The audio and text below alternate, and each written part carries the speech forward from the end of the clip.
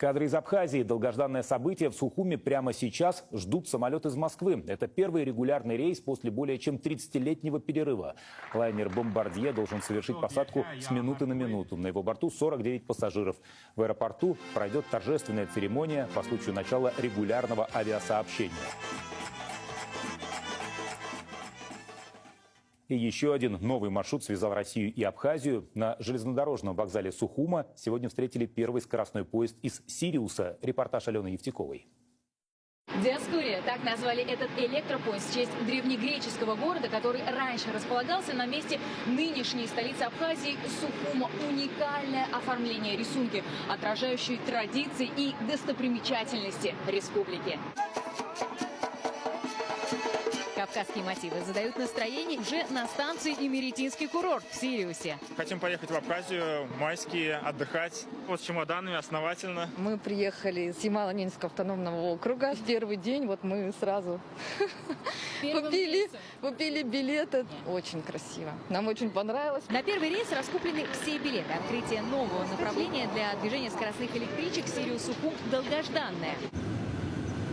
Стоимость билета всего 360 рублей. Электропоезд «Диаскурия» – современный российский четырехвагонный состав повышенного уровня комфорта. Контроль прошли довольно быстро. Мы сейчас едем, наслаждаемся просто видами чудесными. Удобные сиденья, зарядное устройство. Мы прям в восторге. Еще и плюс такие бонусы. Раздали хачапури местные, шоколад. Пути электричка делает несколько остановок в туристических городах Абхазии.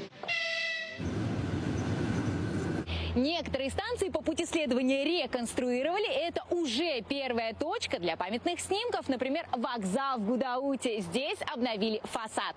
Заброшенную многие годы станцию в новом Афоне тоже отреставрировали. Павильону вернули исторический облик 40-х годов прошлого века. Уйти отсюда без фотографии просто невозможно.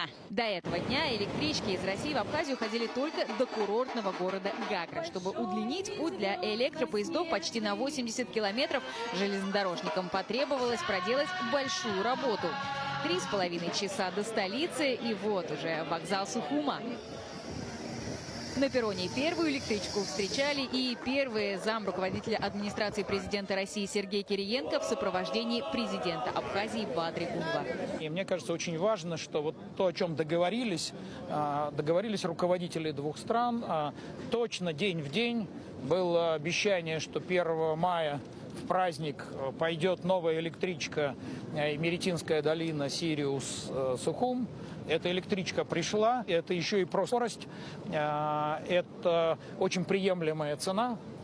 Ну и мне кажется, что это будет удобно и для жителей Абхазии, это будет удобно для туристов. Все, что делается во взаимодействии с нашими российскими коллегами, направлено на улучшение взаимодействия, в том числе и в таких стратегических направлениях, как инфраструктурное развитие, социальное обеспечение граждан нашей страны. Это целый комплекс, ряд вопросов, которые придают особый импульс нашим взаимоотношениям.